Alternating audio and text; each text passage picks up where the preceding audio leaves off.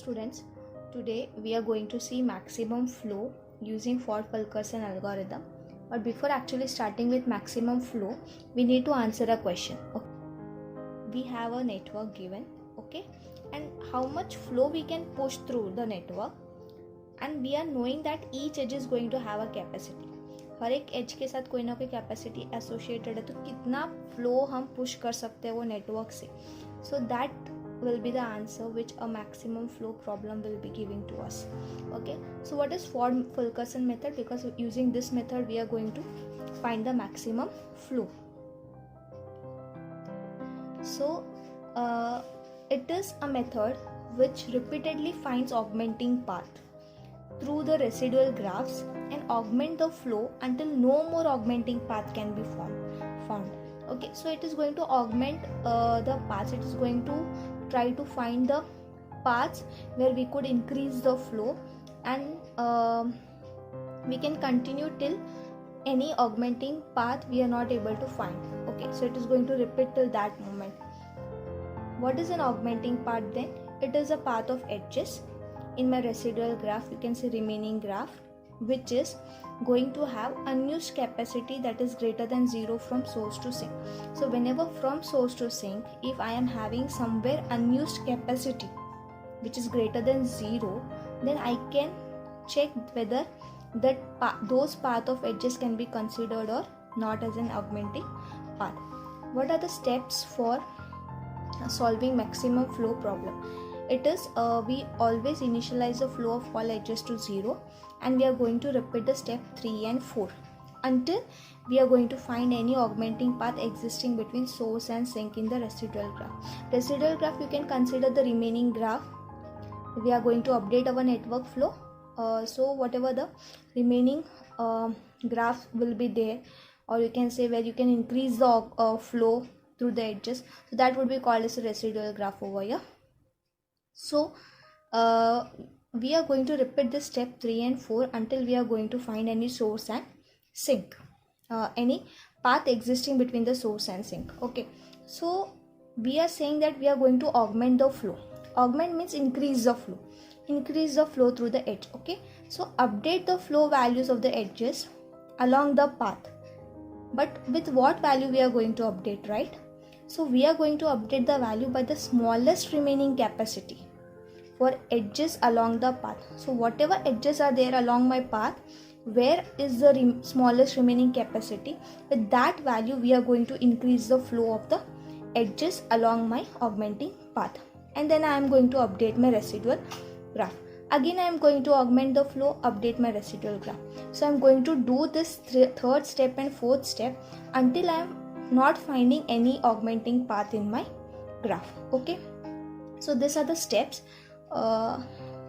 We will better understand if we just have a look at the example. So here's an example of maximum flow problem by Ford-Fulkerson algorithm. So the question would be, find the maximum flow through the given network. Okay, and that we are going to make use of Ford-Fulkerson method for that. This is a way you can represent your answer. So this is a network given to me. As you can see here, there are 6 nodes. 0 is the source, 5 is the sink. See, from 0 to 1 it is written 11. It means that the capacity is 11. From 2 to 1 the capacity is 1. That way. Now how do I start my solution? I will initialize all the edges with 0 flow. ठीक है, तो मैंने यहाँ पे ऐसे format में लिखा हुआ है फ्लो स्लैश कैपेसिटी. तो यहाँ पे फ्लो 0 है तो 0 स्लैश कैपेसिटी 11 है. फ्लो 0 है स्लैश कैपेसिटी 12 है तो 0 स्लैश 12. ओके, तो ऐसे मैंने सारे एडजस्ट के लिए लिखा है. अभी हमें ऑगमेंटिंग पाथ लेना शुरू करना है. ठीक है, आप कोई भी पाथ से स्टार्ट कर सकते हो. मैंने पाथ लिया है 0135, ये जो है ऊपर साइड में 0135 वाला पाथ वो लिया है. अब इसे लिखना कैसा है? 0 to 1, 1 to 3, 3 to 5, राइट. और हमें क्या करना है? कैपेसिटी माइनस फ्लो करना है हर बार. ठीक है, कैपेसिटी माइनस फ्लो. सो यहाँ पे कैपेसिटी फ्लो स्लैश कैपेसिटी ना, तो 11 माइनस 0, 12 माइनस 0, 19 माइनस 0. ये देखो 11 माइनस 0, 12 माइनस 0, 19 माइनस 0 है करके मैंने आंसर एरो के नीचे लिखा हुआ है. That is 11, 12 and 19. ओके, सो मैंने देख लिया कैपेसिटी माइनस फ्लो करके और आंसर यहाँ पे लिखा है। और मिनिमम वैल्यू फाइंड करना है क्योंकि हम स्मॉलेस्ट रिमेनिंग कैपेसिटी ढूंढ रहे हैं ना। सो मिनिमम 11 वैल्यू है क्योंकि वो स्मॉलेस्ट रिमेनिंग कैपेसिटी है, तो हम वो 11 जो है 11 फ्लो हम वो पाथ में ऐड कर देंगे। हमारा पाथ था 0 1 3 5, तो 11 हमने फ्लो ऐड कर दिया है। 0 था ना, तो 0 + 11, यहाँ पे 0 + 11 0 + 11, मतलब 11 फ्लो हम पास कर सकते। तो अभी आ जाएगा ये 11/11, 11/12, 11/19, ठीक है। अब यहाँ पे मैंने क्रॉस पुट किया है क्योंकि कैपेसिटी 11 तो फ्लो भी मैंने जो भेजा वो 11 हो चुका है, 11/11 हो चुका है, ये फुल एज हो गया, मतलब capacity has gone equal to the flow, so I can't make use of this edge now. Okay, so I just put a small cross over here ताकि मुझे ध्यान में रहे कि ये एज को अब मैं वापस से यूज़ नहीं कर सकती। अब दूसरा पाथ लेते हैं हम 0 2 4 5, ठीक है। You can take any way, you can take this way, any path you can take earlier, no issue in that.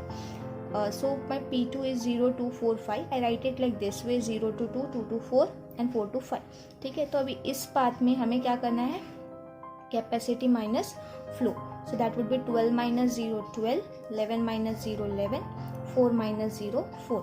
Minimum find कर लो 12 11 और 4 का, वो क्या है 4। तो इसका मतलब ये है कि ये जो पाथ है उसमें से मैं 4 फ्लो दे सकती हूँ, ठीक है। तो ये हो जाएगा 4 of 12, 4 of 11, 4 of 4। As you can see, now I have updated my residual graph, 4 of 12, 4 of 11 and 4 of 4 करके कर दिया। अब यहाँ पे 4 of 4 आ गया, मतलब कैपेसिटी इक्वल फ्लो हो गया है, तो मैं ये वाले पाथ से अभी फ्लो नहीं दे सकती, 4 to 5 वाले को मैंने क्रॉस कर दिया, ठीक है। तो हमें ये ध्यान रखना है कि जो भी एडजस्ट हमारे क्रॉस होते गए वो हमें यूज़ अभी नहीं करने क्योंकि वो फुल एज हो गए, ठीक है। अभी नेक्स्ट ऑगमेंटिंग पाथ लिया, सपोज मैंने 0 2 4 3 5, 0 2 4 3 5, सो इसे इस तरीके से लिख दिया है, 0 to 2 2 to 4 4 to 3 3 to 5। और फिर बाद में हमें कैपेसिटी माइनस फ्लो करना है, सो 12 - 4, देन इट इज़ 11 - 4, फिर 7 - 0 19 - 11, और आंसर्स मैंने एरो के नीचे लिख दिए हैं। सो मिनिमम क्या है, मिनिमम ऑफ 8 7 7 8, सो मिनिमम क्या रिमेनिंग कैपेसिटी क्या है 7, जो हम पास कर सकते हैं ये पाथ से, ठीक है। सो 7 हम पास करेंगे ये वाले पाथ से। सो 4 फ्लो तो पहले ही चला गया था, अब +7 गया तो कितना हो जाएगा 11 of 12, this will be 11 of 11, here it will be 7 of 7, and here it was 11 already, the flow was given, so +7 I do, so it would be 18/11, okay, so sorry 18/19, ठीक है। तो यहाँ पे मैंने वो लिख दिया। अब फिर से चेक करो कि कहीं पे कोई फुल एज तो नहीं है, अपडेट कर लो, ऑगमेंट कर लो, फ्लो को इंक्रीज कर लो, उसके बाद चेक करो कि फुल एज है कि नहीं। तो यहाँ फुल एज हो गया, यहाँ फुल एज हो गया, मीन्स इन दोनों को यूज़ नहीं कर सकते। क्या कोई और पाथ एग्जिस्ट कर रहा है, इसमें ढूंढना है वैसे, okay. You need to search whether any more path is existing or not. तो हम पाथ फाइंड करेंगे कि एग्जिस्ट कर रहा है या नहीं कर रहा है, और हमेशा आपके ऑगमेंटिंग पाथ ऐसे होंगे कि वो सोर्स से स्टार्ट होकर वो सिंक तक पहुंचने चाहिए। अगर वैसा कोई रास्ता नहीं बचा है सोर्स से लेकर सिंक तक पहुंचने का, so it means that there is no augmenting path that we are finding, okay. So अभी यहाँ पे मैंने क्रॉस तो कर दिया है, अब देख लेते हैं कोई और ऑगमेंटिंग पाथ है या नहीं। सो 0 to 2 जा सकते हैं, फिर 1 जा सकते हैं, 3 और फिर 5 भी जा सकते हैं, ठीक है। सो अब मेरा ऑगमेंटिंग पाथ 0 2 1 3 5 है, वैसे ही लिखा और कैपेसिटी माइनस फ्लो करते गए, 12 - 11 1 - 0 12 - 11, फिर 19 - 18। सबका 1 1 आ रहा है, तो मिनिमम ऑफ पूरा 1 1 1 1 is going to be 1 only, right. So 1 flow I will add along that path, I will increase 1 along that path, okay. So यहाँ पे 1 ऐड कर दिया, 1 यहाँ पे +1, यहाँ पे +1। सब देखोगे तो ये 12 on 12 हो गया, 1 on 1 12/12 एंड 19/19। तो ये सारे फुल एज हो गए अभी, ठीक है, सारे फुल एज हो गए, मतलब अभी तो कोई हमारे पास पाथ है नहीं कि हम सोर्स से सिंक तक जा सकते हैं। आप देखोगे यहाँ पे सोर्स के यहाँ से कट हो गया, मतलब आगे तो बढ़ ही नहीं सकते, right. So this is where I end my method, and now what I need to find is maximum flow, right? So यहाँ पे बाद में जो लास्ट में सिंक पे जो फ्लो एंटर करेगा वही उसका एडिशन होगा मैक्सिमम फ्लो, ठीक है। सो यहाँ पे 19 है यहाँ पे फ्लो और यहाँ पर 4 है, तो 19 + 4 कर दिया 23। तो ये क्वेश्चन के लिए मैक्सिमम फ्लो जो है वो 23 है, ठीक है। So if you wish to try this sum you can try this out. The answer is going to be 6. You can try it. यहाँ पे फ्लो अपडेट करते जाना है, सम को सॉल्व करते जाना है और फिर बाद में लास्ट में जो जितने भी फ्लो सिंक के पास अराइव होंगे मेथड ख़त्म होने के बाद या एल्गोरिदम ख़त्म होने के बाद, जितने भी फ्लो सिंक के पास आएंगे उन सबको ऐड करना है, तो that will be the maximum flow answer for your problem. I hope you would have understood the video. You would have understood how to solve a maximum flow problem using Ford-Fulkerson method.